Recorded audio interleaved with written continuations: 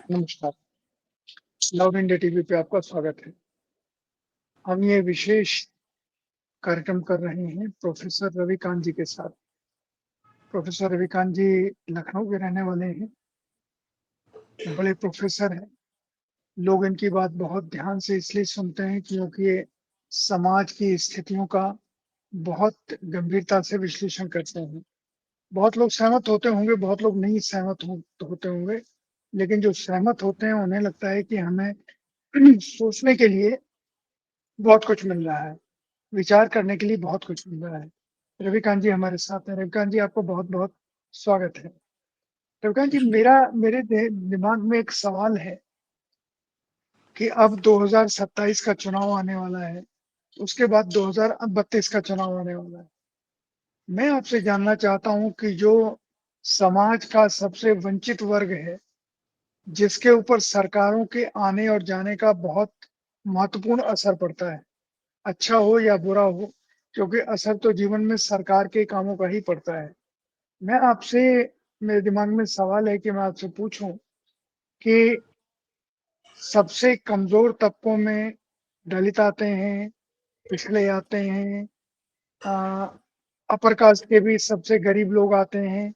उनकी जाति भले ही ऊंची हो लेकिन उनकी आर्थिक स्थिति तो वैसी है जैसी अति पिछड़ों की या दलितों की है।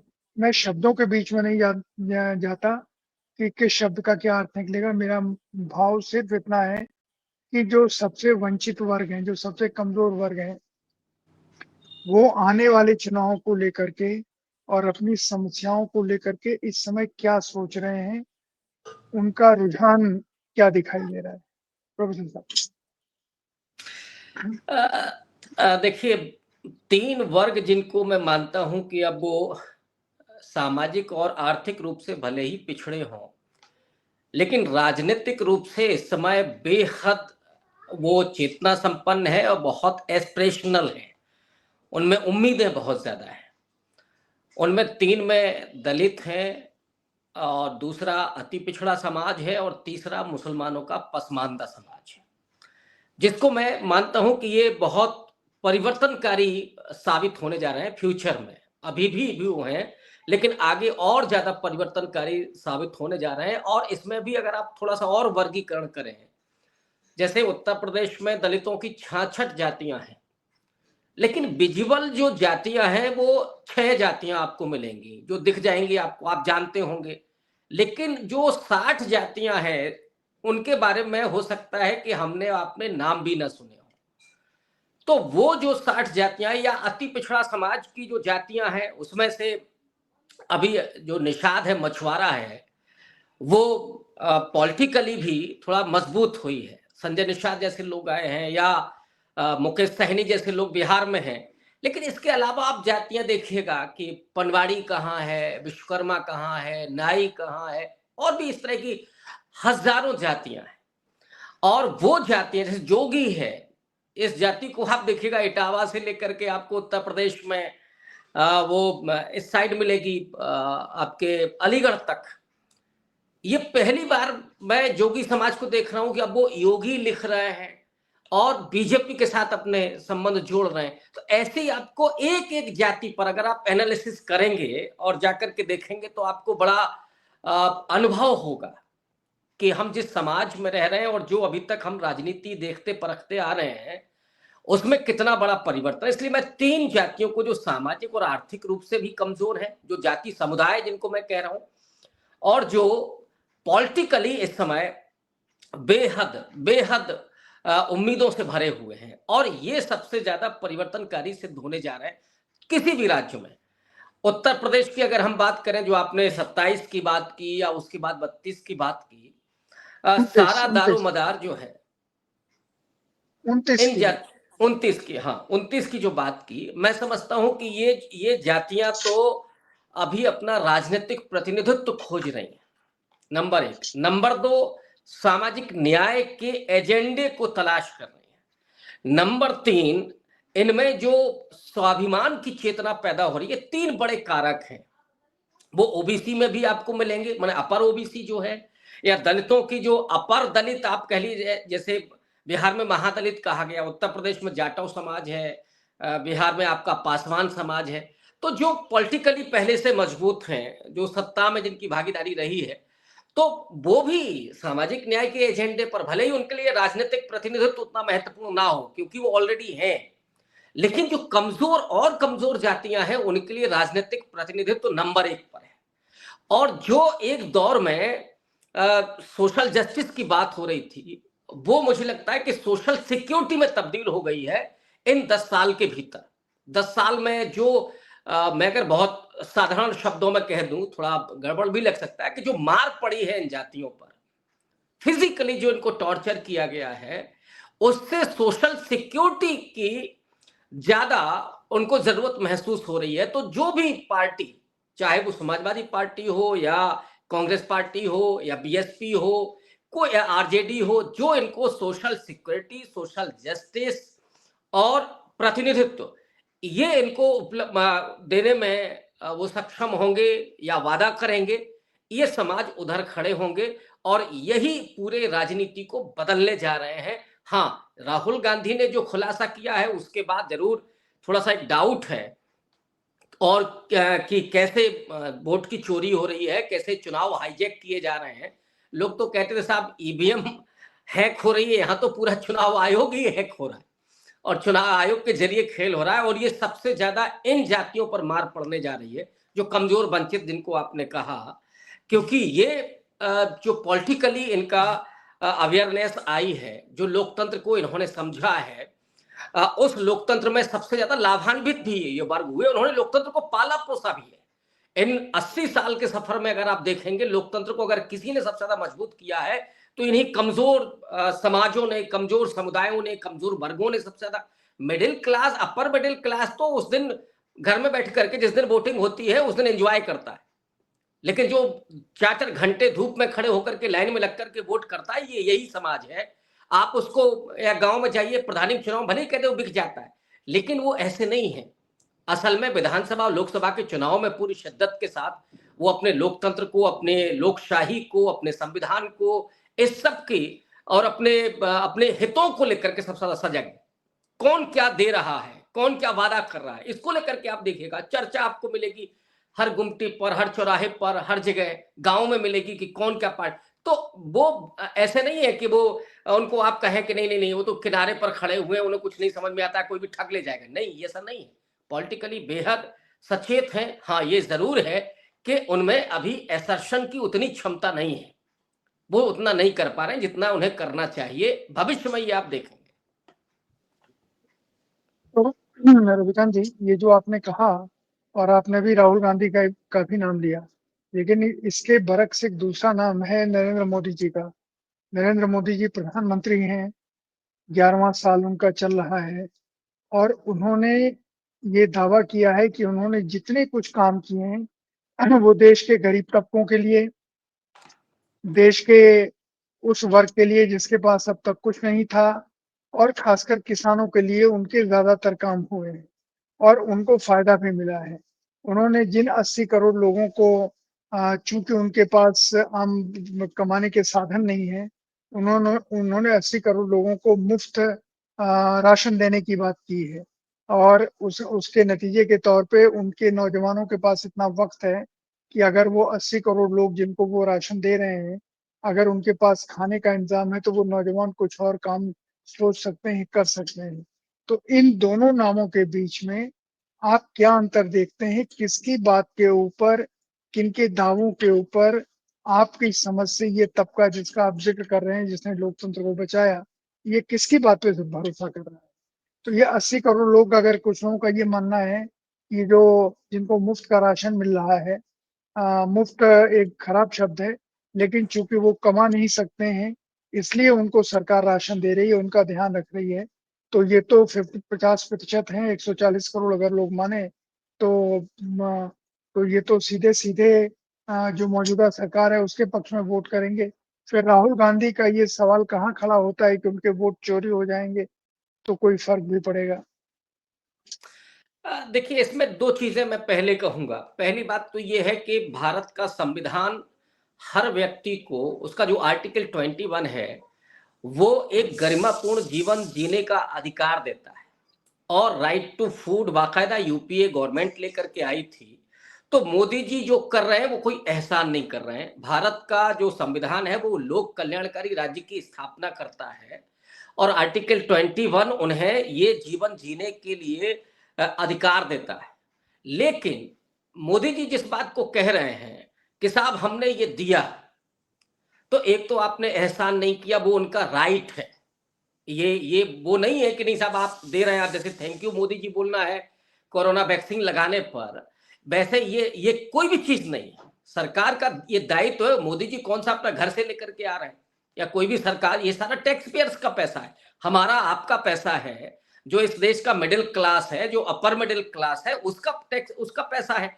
तो वही पैसा, उसी से जो राशन है वो मिल रहा है। तो एक तो ये मुफ्त की बात करना, ये मुझे लगता है कि सबसे बड़ी बेईमानी है भारत के जैसे लोकतंत्र में, भारत जैसे संवैधानिक लोकतंत्र में। नंबर दो, चलिए हम मान लेते हैं कि मोदी जी ने ये चीजें दी हैं, ये बात सही है, दी है और लाभान्वित हुए भी हैं लोग।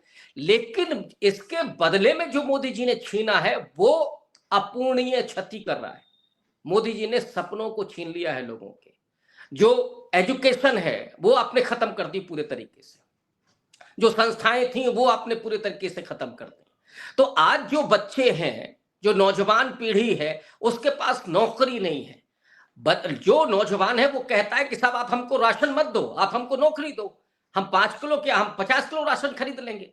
अगर हमारे पास सैलरी होगी, हमारे पास काम होगा, तो हम उससे 10 गुना जाकर के राशन खरीद लेंगे। लेकिन चूंकि ये आरएसएस और बीजेपी का माइंड सेट है कि उन्हें इस नागरिक समाज को एक आज्ञापालक समाज में तब्दील करना है, जनता बना देना है। तो जनता और राजा के बीच संबंध, एक राजतंत्र स्थापित करने की भावना पैदा करना, ये उनका मकसद है। और हिंदुत्ववादी विचारधारा भी वही है। तो जनता ये माने कि साहब राजा साहब आपके लिए सब कुछ कर रहे हैं, आपके ऊपर एहसान कर रहे हैं।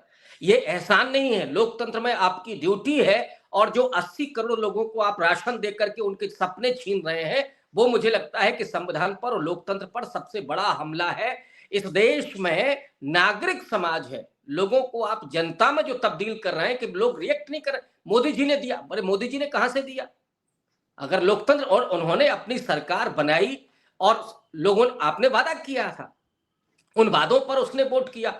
तो इसमें कोई एहसान की बात नहीं है और ना ही कभी थैंक यू बोला जाना चाहिए।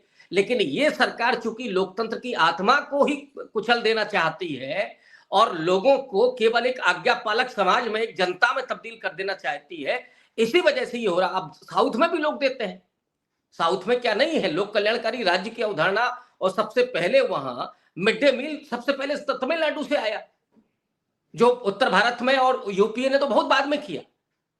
राजीव गांधी के समय ये सब बहुत बाद में हुआ, सबसे पहले साउथ से आया। साउथ में टीवी से लेकर के बहुत सारी चीजें दी जाती हैं। तो क्या वहां ये कहा जाता है कि नहीं हम आपको दे रहे हैं, अब हम आपके राजा हैं? ये नहीं है। ये लोकतंत्र का तकाजा है, ये संवैधानिक अधिकार है। और इसके लिए कतई समाज को एहसानमंद नहीं होना है। आपने जो दिया, अब किसानों को जो दिया, उन्होंने कहा कि हम दे रहे हैं, और इसमें एक कुशल रणनीति का प्रयोग किया। मैं तारीफ करूंगा नरेंद्र मोदी की। उन्होंने वो जो पहले यूपीए खासकर कांग्रेस की सरकारें करती थी ना, कि उन्होंने ऋण खत्म कर दिया। अब ऋण किसके पास होता था? जो बड़े किसान होते थे वो आमतौर पर ये ऋण लेते थे। तो 50,000, 1 लाख रुपए उन्होंने ऋण लिया। अब हर 5 साल के बाद या 8 साल के बाद सरकारों ने उस ऋण को माफ कर दिया। लेकिन इसमें जो सीमांत किसान है, जिसके पास 1 बीघा है, आधा बीघा है, 2 बीघा है, 1 एकड़ है, उसको कोई लाभ नहीं होता था, क्योंकि डर के मारे वो कभी लोन लेने जाता ही नहीं था। तो उसको तो कोई फायदा नहीं होता था। मोदी ने इन लोगों को चुना जिनकी संख्या सबसे ज्यादा है, जो सीमांत किसान है, जो बिल्कुल मध्य वित्त वाला किसान है, उसको चुना और उसके नकदी देना उन्होंने शुरू किया। अब इस नकदी ने जो असर डाला कि वो, उसको लगा कि हाँ हमको लाभ तो मिला और उसने वोट भी दिया, लेकिन आपने उसके सारे हसरतों को छीन लिया। आपने उनके एजुकेशन के लिए काम करते, आप संस्थाएं खड़ी करते। अब यहां प्राइमरी स्कूल बंद किए जा रहे हैं उत्तर प्रदेश में, और आप 5 किलो राशन की बात कर रहे हैं।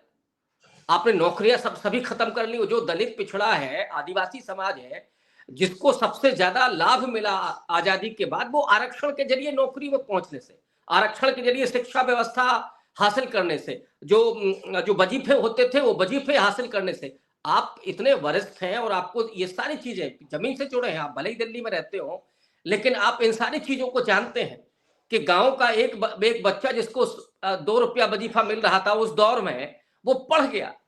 आज जिसको वजीफा मिल रहा था वो पढ़ गया, लेकिन अब इन्होंने तो सारे वजीफे खत्म कर दिए। सामाजिक जो समाज कल्याण विभाग है उसका जो जितना भी बजट है वो सब विज्ञापन पे जा रहा है। तो आपने जो बाबा साहब अंबेडकर के समय से जो विदेशों में स्टूडेंट्स भेजे जाते थे, खास करके दलित पिछड़े तबकों के, वो आपने इस साल छीन लिए। 66 बच्चों की आप फेलोशिप नहीं दे पा रहे और कह रहे हैं डंका बज रहा है, दुनिया में विश्व गुरु बन गए हैं, तीसरी सबसे बड़ी अर्थव्यवस्था है। 66 बच्चों को आप ओवरसीज फेलोशिप देने से इनकार कर देते हैं कि आपके पास बजट नहीं है, लेकिन 80 करोड़ लोगों के लिए आपको राशन देना है, क्योंकि आपको केवल उन्हें वोट बैंक में तब्दील करना है, उनके भीतर की लोकतांत्रिक चेतना को खत्म करना है, उनके बच्चों के शिक्षा और नौकरियों के सपनों को खत्म कर देना है, इसलिए आप कर रहे हैं। तो नरेंद्र मोदी का जो पूरा का पूरा नीति है वो दरअसल आरएसएस के उसे हिंदुत्ववादी माइंडसेट पर चल रही है। और राहुल गांधी जिस बात को कह रहे हैं, वोटिंग अगर राइट है तो देगा, कौन सी सरकार होगी जो इनकार करेगी? सारी ताकत इस देश का संविधान with the people of India से शुरू होता है। इस देश का जो मालिक है वो जनता है, सरकार मालिक नहीं है, कोई राजनीतिक नेता मालिक नहीं है, वो सेवक है, वो जनसेवक कहता है अपने आप को। लेकिन यहां तो साहब मालिक बनने वाली प्रवृत्ति है कि थैंक यू बोलना है, तो थैंक यू तो मालिक को बोला जाता है। प्रोफेसर साहब, आपकी सारी बात ठीक है, लेकिन इन सारी चीजों का टेस्ट अगर कहीं होता है, परीक्षण होता है, तो चुनाव में होता है। और जितने चुनाव हो रहे हैं पिछले, हम 2014 से देखें, 14 हुआ, फिर 19 हुआ, फिर 24 हुआ, इन सारे चुनावों में उस वर्ग ने, जिस वर्ग की आप बात कर रहे हैं, इस वर्ग ने खुलकर के चुनाव में सत्तारूढ़ पार्टी का समर्थन किया। जैसे आप बार-बार हिंदूवादी और एक संघ से जुड़ी हुई विचारधारा वाली पार्टियां बताते हैं, इन्होंने उनका समर्थन किया। तो इस हिसाब से हम कैसे माने कि आने वाले चुनाव में 2027 में या 2029 में राहुल गांधी की किसी बात का असर इन तबकों के ऊपर होगा? मैं यहाँ राहुल गांधी और नरेंद्र मोदी जी की तुलना नहीं कर रहा हूँ। मैं सिर्फ उस संप्रेषण की बात कर रहा हूँ, उस भाषा की बात कर रहा हूँ जो लोगों को समझाती है। इतने बड़े तबके ने, जिसने अब तक संघ से जुड़ी हुई विचारधारा का समर्थन किया, आप क्या सोचते हैं कि इस चुनाव में जो आप बार-बार सपने छीनने की बात बता रहे हैं, या लोगों के जो अभिक्रम हैं, उन अभिक्रमों को कुंद करने की बात कह रहे हैं, इनका टेस्ट तो 2027 में, 2029 में होगा। तो अगर मान लीजिए 2027 में उत्तर प्रदेश का चुनाव आने वाला है, अभी उसके पहले बिहार का चुनाव आने वाला है। अगर इन चुनावों में फिर ये शक्तियाँ जीतती हैं और दूसरी शक्तियाँ हारती हैं, तो फिर हम क्या माने कि 2029 में ऐसा नहीं होगा? हमें मानना चाहिए कि वैसा ही होगा। और अगर अगर ऐसा हुआ, ये काल्पनिक सवाल है, तो फिर आपकी सारे थ्योरी या आपका सारा विश्लेषण ये माना जाएगा कि आप फिर किसी विशेष निहित योजना के तहत इस विश्लेषण को रख रहे हैं, और जो बात राहुल गांधी भी नहीं कह रहे हैं, वो आप समझाने की कोशिश कर रहे हैं। क्योंकि ये चीज़ तो राहुल गांधी लोगों को समझा नहीं रहे हैं जो आप कह रहे हैं। नहीं, पहली बात तो ये है कि जो नैरेटिव चलता है पिछले 2-4 साल से चल रहा है, और अगर आपने मुझे कुछ दूसरे प्लेटफॉर्म्स पर देखा हो तो मैं बराबर इस बात को डिनाई कर रहा हूँ कि जो सबल्टन हिंदुत्व की बात हो रही है, या जो ये कहा जा रहा है कि जो कमजोर दलित है या जो कमजोर पिछड़ा है वो बीजेपी को वोट कर रहा है, ये फेक नैरेटिव है, विशुद्ध रूप से फेक नैरेटिव है। मैं तब भी नहीं मानता था, और अब तो और ज्यादा विश्वास के साथ इस बात को कह रहा हूं कि अब चीजें खुलने लगी हैं। मैं पिछले 3 साल से इस बात को कह रहा हूं कि बीजेपी 2019 के बाद कोई भी चुनाव फेयर नहीं जीती है, कोई भी चुनाव। आप चाहे 22 का चुनाव ले लीजिए उत्तर प्रदेश का, या आप हरियाणा का चुनाव ले लीजिए, महाराष्ट्र का चुनाव ले लीजिए, कोई भी चुनाव ले लीजिए, 19 का आखिरी चुनाव था बीजेपी का जो उसने जीता था, सच में जीता था। और उसकी वजह थी कि विपक्ष ने सरेंडर कर दिया था, वरना उसमें भी ठीक ठाक परिस्थिति होती, सरेंडर कर दिया था। यहां से जो डिक्लाइन शुरू हुआ, एक्चुअली हमारे देश का लोकतंत्र और लोगों का जो मिजाज है कि एक बार कितना भी नुकसान हो जाए, जो लोग कहते थे ना कि साहब देखिए नोटबंदी की और इतने लोग मर गए फिर भी जिताया 17 में उत्तर प्रदेश में, कोई असर नहीं पड़ा, ये मोदी जी का करिश्मा है। लेकिन उसमें भी फर्क था, उसमें भी चीजें कमजोर हुई थी। उसके बाद आपका ये वोट ये आया, कोरोना काल में भी जिस तरह की परिस्थितियां थी, किसी को ऑक्सीजन नहीं मिल रही है, किसी को ब्लड नहीं मिल रहा है, डॉक्टर नहीं मिल रहे हैं, हॉस्पिटल नहीं, लोगों को लठियाया जा रहा है, लोगों को खदेड़ा जा रहा है, लोग बेरोजगार हो गए, एमएसएमई बंद हो गए, लोग सड़क पे आ गए। तब भी लोगों ने कहा कि नहीं मोदी जी वो 5 किलो राशन दे रहे हैं इसलिए लोग वोट कर रहे हैं। मुझे लगता है कि इससे बड़ा अपमान इस देश के नागरिकों का नहीं हो सकता, खास करके गरीबों का कतई नहीं हो सकता।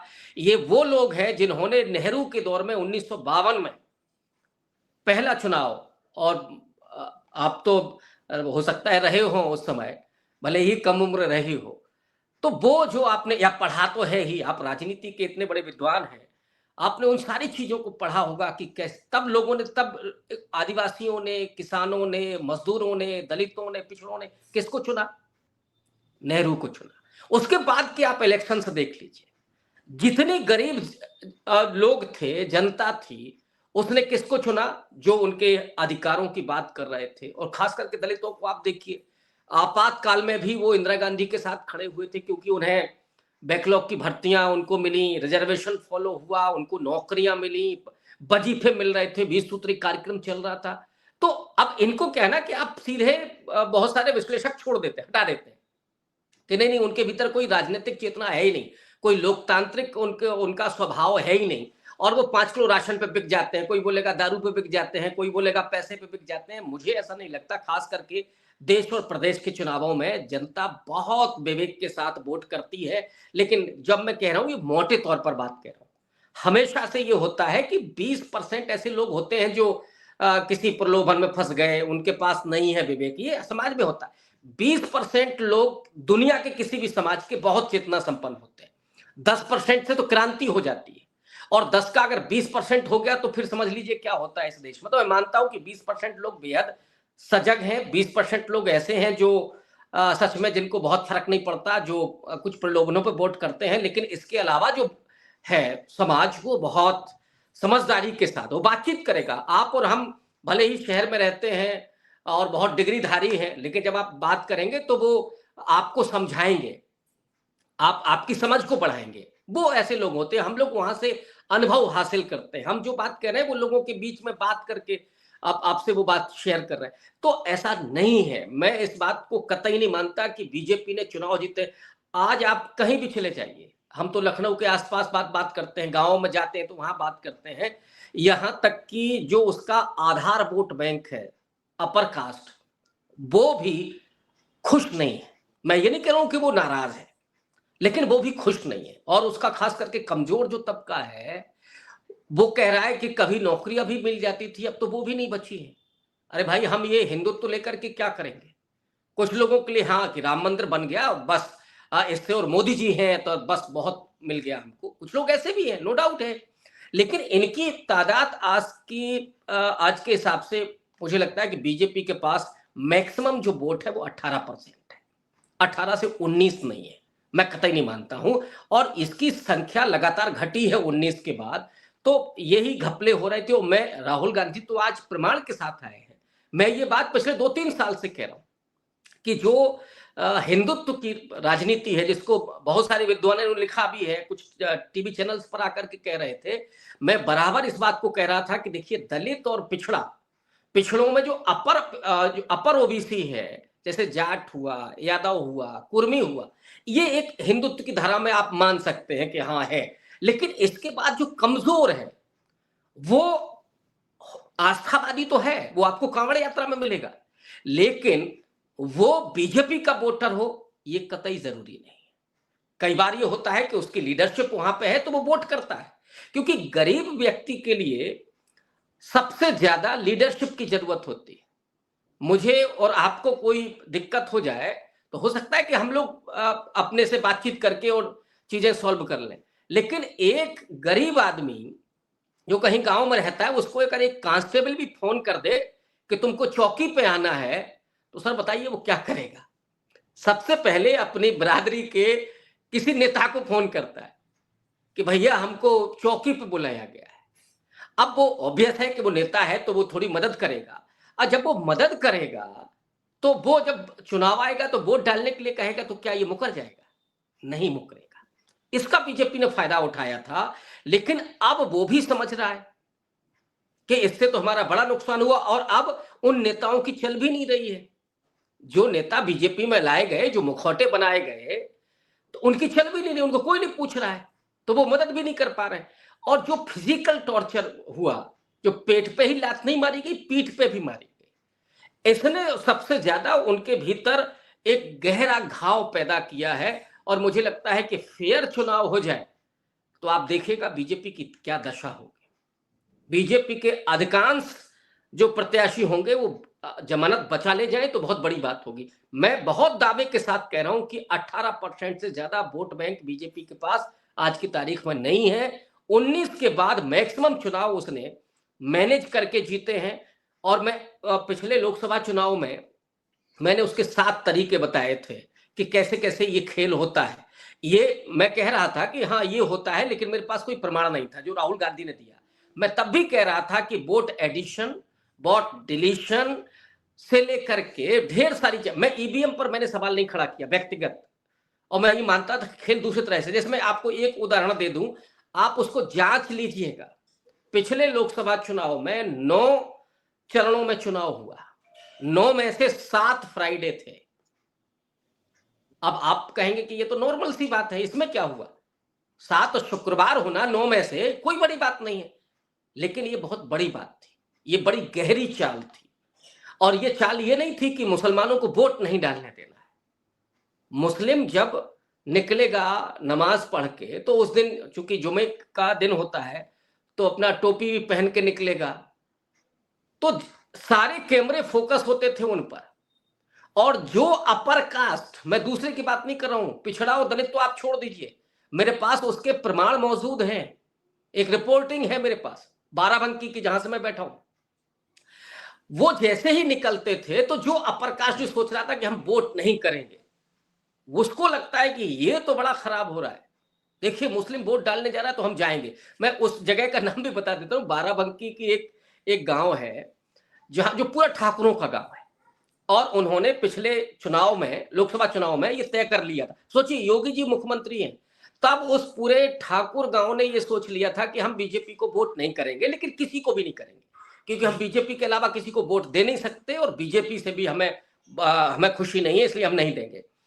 पड़ोस का गांव मुस्लिम था, फ्राइडे था, जैसे ये तीसरे चरण की बात मैं कर रहा हूं, जैसे ही वो मुस्लिम निकले अपने गांव से वोट डालने के लिए, उन ठाकुरों ने कहा कि अब तो वोट डालने चलना पड़ेगा।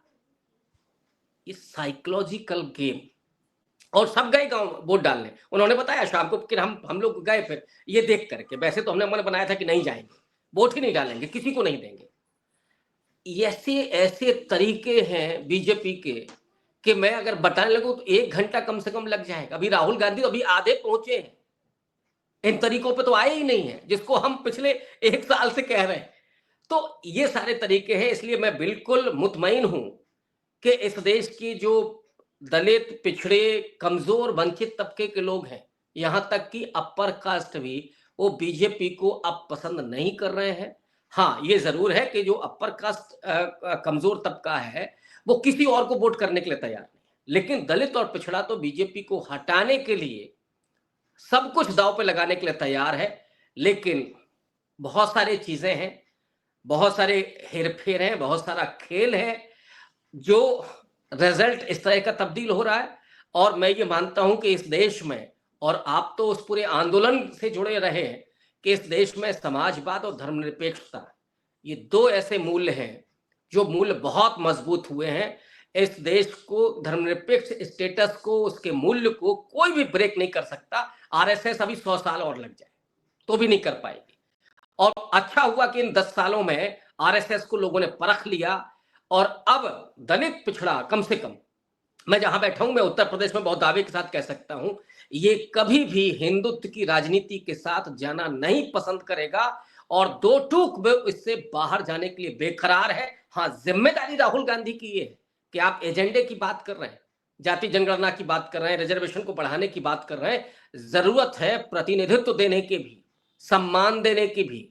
तो वो अगर लेकर के आएंगे, और उसमें सिर्फ ये नहीं है कि आप अपर ओबीसी को दे दो या दलितों की वो जातियां हैं जो विजिबल हैं, जो पहले से सत्ता में रही हैं, सिर्फ उनको ही नहीं, जो मैंने कहा कि जो 60 जातियां हैं जो दिखती नहीं, जिनको हम जानते नहीं, वहां से भी आपको लाना पड़ेगा, वहां आपको काम करना पड़ेगा, वहां आपको समझाना पड़ेगा कि असल में वोटिंग राइट क्या है, जिसने आपको राजा बनाया। बाबा साहब अम्बेडकर ने कहा था ना कि हमने अब रानियों के पेट की नसबंदी कर दी, अब राजा रानी के पेट से पैदा नहीं होगा, मतपेटी से पैदा होगा। वो चीज, वो एहसास फिर से कराना ये जरूरी हो गया है विपक्ष का। केवल इससे काम नहीं चलेगा। मैं ये मानता हूं कि अभी जिम्मेदारी बड़ी है और इसको लेकर के लोगों के बीच में जाएंगे तो नतीजे वही आएंगे जो मैं हर बार कहता हूं। मैं मानता हूं कि बीजेपी के पास 18% से ज्यादा वोट नहीं। प्रोफेसर साहब, आपने शुरू में एक नाम लिया था, एक तबके का, एक वर्ग का, और फिर बीच में उदाहरण के रूप में शुक्रवार की बात भी कही, पर मैं उनके बारे में जानना चाह रहा हूँ, मुस्लिम समाज के बारे में। इस सारी स्थिति में मुसलमानों के बीच में आपने पसमानदा शब्द का इस्तेमाल किया। ये आखिरी सवाल है मेरा कि मुस्लिम समाज में अगर ये पसमानदा समाज अपने फैसले को, तो मुझे लगता है मोदी जी के साथ जोड़ने की बात कर रहा है, क्योंकि पिछले चुनाव में या पिछले पिछले पिछले 5 साल में पसमानदा शब्द का जितना इस्तेमाल भारतीय जनता पार्टी ने किया है या मोदी जी ने किया है, उतना ज़्यादा तो किसी ने नहीं किया। बाकी लोग मुस्लिम एज़ ए होल देखते हैं, पर इस सरकार के लोगों ने पसमानदा शब्द का इस्तेमाल किया और ये कहा कि इनको हम अपने साथ लाएँगे, और उन्होंने शायद कुछ फ़ायदों की भी घोषणा की है। तो आपको क्या लगता है, आप जिस अर्थ में पसमानदा समाज की राजनीति देखते हैं, और मैंने जो आपसे सवाल किया कि इस शब्द का इस्तेमाल सबसे ज़्यादा भारतीय जनता पार्टी के नेताओं ने या प्रधानमंत्री जी ने किया, तो आपको क्या लगता है पसमानदा समाज अपने भीतर पैदा हो रहे अंतर्विरोध को समझ पाएगा? देखिए, पसमानदा समाज बीजेपी के साथ जा सकता था, लेकिन प्रॉब्लम आइडियोलॉजी में है बीजेपी की। देखिए, जब आप अपने भीतर से वो खतरे पैदा कर लेते हैं, वो फ्रिंज एलिमेंट, खुद ये मोदी जी का शब्द है, उनको जब पैदा कर देते हैं और आपने पूरी पॉलिटिक्स की है एंटी मुस्लिम, तो फिर भले ही आप कहें कि नहीं साहब, हम मुस्लिम समाज को भी अपने साथ जोड़ना चाहते हैं, मुस्लिम राष्ट्रीय मंच बनाना चाहते हैं, और हम पसमानदा को, क्योंकि एलिट जो मुस्लिम है उसने ही सारा फायदा लिया कांग्रेस के साथ मिलकर के, पसमानदा को कुछ नहीं मिला।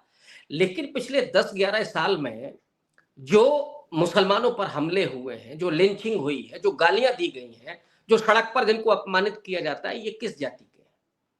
ये पसमानदा ही है।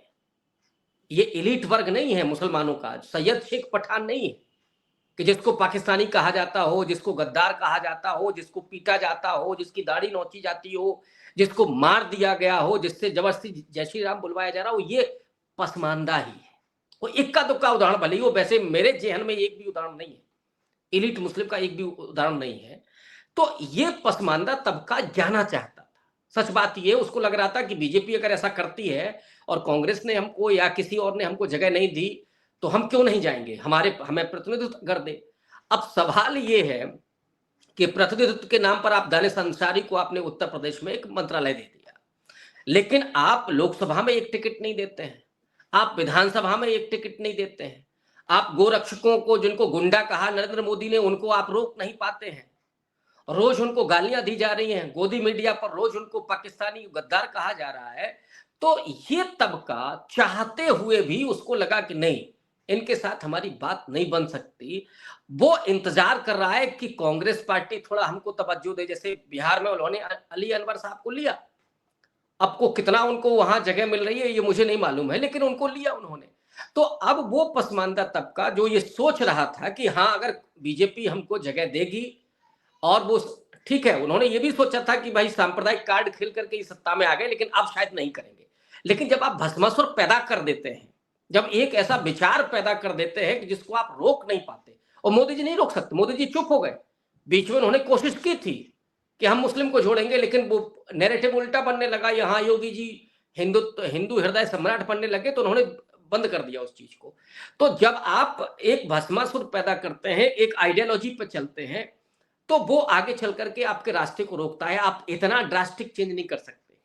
या तो मतबार की राजनीति करें जैसे कांग्रेस ने की। आज कांग्रेस क्यों, जिसके अंत होने की बात हो रही थी, वो कांग्रेस पार्टी आज केंद्र में आकर के खड़ी हो गई है मुख्य विपक्षी दल के रूप में। उसकी वजह है कि उसमें एक लोच रहा है। वो हमेशा मिडिल पाथ की उसने राजनीति की है। वो ओबीसी को कभी उसने एड्रेस नहीं किया। राहुल गांधी ने माफी मांग करके कहा कि हम दोगुनी गति से काम करेंगे। और आप तो उस पूरे आंदोलन के साक्षी रहे हैं, आप हमसे ज्यादा कांग्रेस के बारे में जानते हैं। और आज राहुल गांधी जो बात कह रहे हैं वो बिल्कुल फर्क है कांग्रेस में। और यही ऐसी इसी तरह की पार्टियां इस देश में चल सकती हैं लंबे समय तक। और मैं ये मानता हूं कि जिसको मोदी एरा कहा जा रहा था उसका अंत होने वाला है, और अगले 25 साल की राजनीति राहुल गांधी पर केंद्रित होने जा रही है। पसमानदा हो या अति पिछड़ा हो या कमजोर दलित हो, यहां तक कि जो अपर कास्ट है, जो कमजोर वंचित अपर, उसको भी नौकरी चाहिए। उसके बच्चों को भी आईएएस बनना है ना। यहां आप उठा करके लेटरल एंट्री लेकर के आ गए, तो ये उनकी भी तो चिंता है। स्थायी रूप से कौन चाहेगा कि देश में सिर्फ हिंसा और नफरत चले? भाई क्रिएटिव काम कब होगा? देश बनेगा कब? देश का डेवलपमेंट होगा तभी हमारा भी होगा। तो इन समाजों को केवल नफरत और हिंसा दी गई। इनको खास करके अपर कास्ट जो आधार वोटर है, लेकिन उसमें भी कुछ लोगों को फायदा हुआ, A1 A2 से लेकर के बहुत सारे लोग। लेकिन जो जमीन पर सच में गांव में है उसको कुछ भी हासिल नहीं हुआ, तो वो भी अब ऊब चुका है। मैं ये नहीं कह रहा हूं कि वो बीजेपी से हट रहा है, कतई नहीं हट रहा है, लेकिन वो ये चाहता है कि कोई हटा दे। मैं हंसता हूं कई बार लोगों से बात करके। वो कहते हैं कि भाई नहीं अच्छी तो नहीं है। मैंने पूछा फिर वोट करेंगे किसी और को? नहीं नहीं, वोट तो नहीं करेंगे, वोट तो बीजेपी को ही देंगे, लेकिन हट जाए तो अच्छा है। ये अंतर्द्वंद अपर कास्ट में है, ये अब पसमानदा में नहीं है। वो चाहता है कि कोई और हटा दे तो अच्छा होगा, और हमारे लिए तो एक तरह से कुफ्र उनको लगता है कि हम अगर मोदी को वोट नहीं करेंगे। ये एक अद्भुत चीज मैंने देखी है। लेकिन जो दलित है, जो पिछड़ा है, जो पसमानदा, जो पूरा मुस्लिम है, वो अब मुझे लगता है कि बहुत कुछ फैसला कुन हो चुका है, तय कर चुका है कि नहीं, हमें एक ऐसा देश चाहिए जिसमें धर्मनिरपेक्ष मूल्य हो, समाजवाद हो, जिसमें संविधान चल रहा हो, लोकतंत्र उस ठीक ढंग से काम कर रहा हो। हाँ, ये जरूर है, वो ऊपर नीचे हुआ है, पहले भी हुआ है, आपातकाल लगा है, लेकिन वही इंदिरा गांधी उसको वापस भी करती है, चुनाव में हारती हैं, फिर दूसरे चुनाव में आकर के जीतती भी हैं।